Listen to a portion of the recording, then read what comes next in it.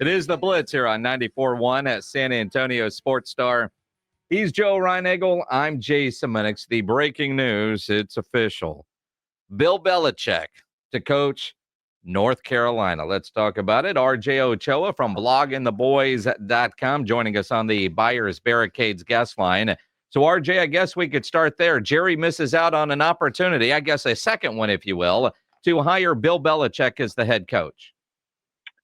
Yeah, had the old pre-write ready to go for this, so it's always nice when you can execute that when the breaking news drops. This is an important story for the Dallas Cowboys, I think, because whether you had fallen out of favor with Belichick in his final seasons with the New England Patriots, which included the first two losses to the Cowboys in Belichick's NFL career, I think the reality is if Bill Belichick wants to coach your football team, you have to listen. You have to entertain that conversation. And so with him off the board and with Albert Breer's report last Thursday night about Ben Johnson and it kind of effectively taking him off the Cowboys release, I feel like Mike McCarthy's odds of returning next season improved a little bit, in the last 10 minutes. Well, I think McCarthy, the last couple of weeks, RJ, I think to me anyway, seems like McCarthy is coming back, or there's a very good chance of that. Look, I know Bill Belichick is a great coach, great resume, but I'm happy he's not coming to the Cowboys. You don't want Bill Belichick coaching the Cowboys. I mean, I certainly can entertain that position, but I mean, besides the fact that, content from this team puts bread on my table, I also was interested in it, right? Like, because if there is a Frodo out there who can finally deliver the ring to Mordor, you would think that it would be Bill Belichick, right? Like he would be the guy who could, ultimately finish this thing. But I mean, I know that if Mike McCarthy does sign a new deal with the Cowboys, people freak out and will say what they want, but I think you can make an objective argument. In fact, I made that objective argument here on this radio station, whatever it's been 10, 11 months ago.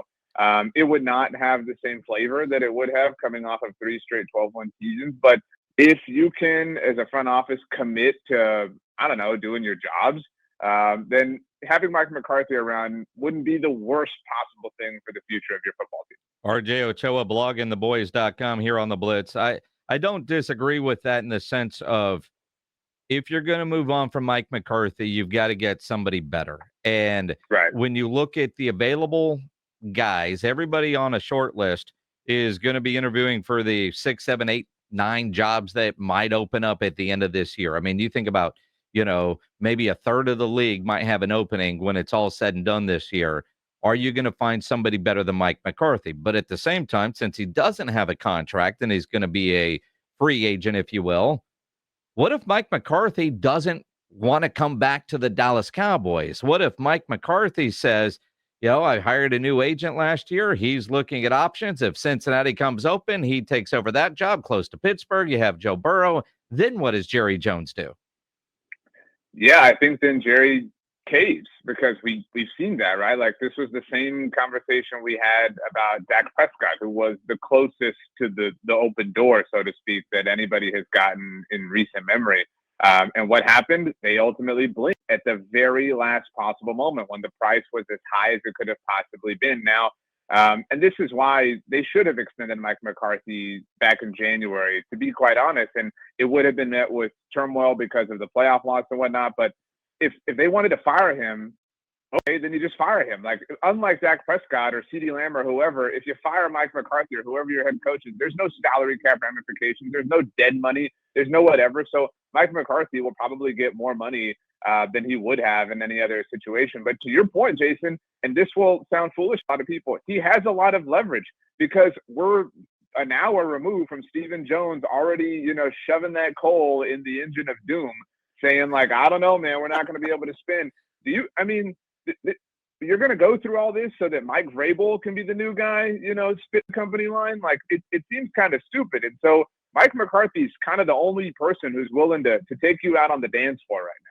Well, it's interesting that you bring that up, RJ, because I was just looking at the tweet from Nick Harris, what Stephen Jones said, and it sounds a lot like We're going to see the same thing in 2025 and hope that the young guys that he brought in improve enough to make this a winning football team. Other than that, doesn't look like they're going to go out and grab anybody relevant. I mean, I would hope, because on a deep level, I still have some sense of hope with this team, and maybe they'll beat it out of me at some point, but I would hope that that's just some high galaxy brain level of bluffing, right? Like that's just kind of chalk talk at this point. But it's hard not to believe him, right? And I wrote this in an article yesterday. If I know we're obviously talking about Mike McCarthy, but we will know, and this was true last year, obviously, with what happened with Dak and CD. We will know very early in the offseason if the Micah extension is not done immediately. I'll say by St. Patrick's Day. If that deal is not done by then we know that they're continuing to play these stupid games and are very comfortable with the stupid prizes, because we know exactly the way that's going to go if they drag their feet. Micah knows, everybody on earth knows. They're just the only people in the world dumb enough to think that there's some other possible solution. Very, very true. RJ Ochoa, bloggingtheboys.com. So Cowboys had a chance on Monday night to get a win. They block a punt, but they don't even do that right. It's the 2024 Dallas Cowboys. Jim Fossil said yesterday that was not a failed play. Jim Fossil was his father. John Fossil, because be careful with phones. He'll come after you. But man, that was deep in the recesses of your mind, Jim Fossil. Not a lot of people know about him. He took the Giants to the Super Bowl. But I'll be honest, I'm pretty sick of Bones. Like, I mean, Bones I wish him health, wealth, and happiness, certainly. But like, you can get the hell off of my football team, dude, because this was a failed play. Like, the audacity to tell us that it wasn't a failed play. Like, I understand your literal point that, you executed it the way you wanted to, or whatever the case may be. But I don't recall how either of you felt about this. When Wanye Thomas returned the onside kick attempt in Washington for a touchdown, maybe I'm just getting old. Maybe I'm telling you to get off my lawn. I think that's stupid. I think it's dumb. And people are like, no, let him score. No. Let him have fun. Why? Go down, guarantee the win. That's the whole point, right? Like, we can all agree on the fundamentalness of that moment. And I bring that up to say that's twice in a 3-game span that we've had a whoopsie-daisy of a fundamental, basic sort of principle level when it comes to John, not Jim's, Fossil's special teams group. I mean, how embarrassing. Like, people get mad about the fake punts and those attempts and things like that. At the very least, that is some level of advanced planning, right? That is some level of, we're going to try this, we're going to execute it, and if it doesn't work, so be it. But right now, you're not even, walking in a straight line. Like, this is embarrassing to have these fundamental things. And of course, it was Jonathan Mingo who's not shouting to get out of the way because he doesn't know what he's doing. He just got here and he's already thinking up to join as well. We all learned the Peter call, the poison call, whatever we want to call it, in Little League football. He knows that call, whether he's been there or not. Yeah, I mean, and so I blame. Look, you can't not blame Amani as much as we all want to feel for him. Of course you do. I don't think. Well, yeah. No, I'm just saying nobody needs to be a jerk about it, right? Like, we can all agree. Like, no, we can be a jerk about it. It's okay, RJ. Cut him. Well, he screwed the pooch. All right, he did. All right. Well, I have identified which one of us is the coach in this conversation. So that being said, you can blame Amani. You can blame Jonathan Mingo for not calling out Peter or whatever their specific verbiage is, to Jason's point. But you can absolutely blame John Fossil. And I blame him for that. And I blame him for the Wanye Thomas thing, because that is a conversation that you have to be having, not just as you break the huddle to go out for that specific play, but all week long. John Fossil, I want to give him credit, has revolutionized the Dallas Cowboys special teams group. They were a joke before he arrived in 2020. But I think he's worn out his welcome. It's a little bit too much. Sometimes, John, we don't need, onions or an egg on the burger. We just want meat and buns. Sometimes, John, just cook it and serve it and let us be happy. Look, I understand what you're talking about. And this guy's a 6-year pro, RJ, you would think that he would have the, football sense enough to know that you don't touch a football after it's been blocked. I don't know. I'm not sure how that's John Fossil's fault in this respect. Honestly, I don't understand. I blame Jim. Guy's been in the league for 6 years. I mean, beyond, to your point, Joe, he's been playing football, to an advanced level for 20 years of his life. Right. But I blame John because, again, it's twice in a 3-game span that we've seen this basic kind of error. This isn't, some weird, wonky, crazy thing. It is obviously in the uniqueness of it all, but this isn't some, wow, I didn't know that rule. Like to the point, like that your team doesn't understand this is really embarrassing and really a poor reflection of the person who's in charge of it all. RJ Ochoa, bloggingtheboys.com here on the Blitz. Cowboys game this week against the Carolina Panthers. And if this stat is accurate, for the first time in 2 years, the Carolina Panthers are favored in a game. I mean, I did a hit this week with our friend Ward Whites in Waco, and he was asking me, he said, if they lose to the Panthers, is this a new low? And I said, Ward, I mean, like, look around. Like, we're here. Like, we're at the bottom of the pit. We're like Bane trying to climb out of this thing. I know that is a reference you both fully understand. And so, wow, how embarrassing. They're underdogs to the Carolina Panthers. I will say, look, I'm all for dragging this team when they do stupid things and when they're a mockery. But they're depending on where you look, 1.5, 2.5 point dogs. I mean, on a neutral field, they would be favored, right? Like if this team was like 4.5 point dogs in Carolina, then I would flex on it. I would, kind of twist the knife of shame. But I mean, they are technically eating into the standard home field advantage. And they are wearing blue jerseys. So, and that's another knock.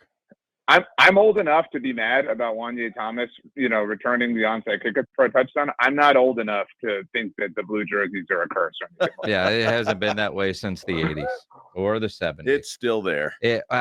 So obviously the Overshown injury devastating, the loss to Cincinnati devastating as far as realistic playoff chances. When do you expect the Cowboys go play to win this one? And that's what everybody is saying. We expect them to say that. But at what point do they say, all right, now we got to play for a draft pick? And at that point, regular guys, starters, superstars, they're sitting. Trey Lance is quarterbacking. At what point do we get to that? Is it this week? And that way, if you lose to Carolina, it's not embarrassing. We weren't trying to win. But if they're trying to win and they lose at Carolina, that's embarrassing. We're still only in the 4th year of a 17-game regular season, so it's hard to say historically for things like this. But generally, I mean, we've seen the white flag kind of come out before the final game of the regular season. But I do think that they're, going to lie to themselves for at least 2 more weeks. Their final 2 games are on the road in Philly. I mean, I don't know that this team has much pride, but I think they have enough to at least, go fight a little hard out there. Now, if Philly's already wrapped, I mean, they'll certainly have wrapped up the division, but will be contending for the seed. I mean, maybe you take some pride in delaying that a bit. But in 2015, the final year of Tony Romo's, kind of starting this because Dak Prescott came along the next year, they hosted Washington in the regular season finale. And to your point, they started Kellen Moore in that game, not Matt Castle, not Brandon Whedon. He threw for like 400 yards or something like that. And nobody cared. And all we wanted to do was fight about who to take, with the 4th overall pick. And they took Zeke, and everything's been wonderful ever since. Yeah. And guess what? Zeke is still there. Yeah. Well, I mean, he had that. He's still there. He had that 1 year away. Yeah. RJ, have a great football weekend, my friend. I hope you both enjoy everything, and I want to sign off the only way I know how this time of year, and that's go Navy. There you go. Go Navy. Go Navy. Beat Army. Of course, we're on an early flight tomorrow to D.C. as we get ready for Army-Navy weekend here on 94.1 San Antonio Sports Star.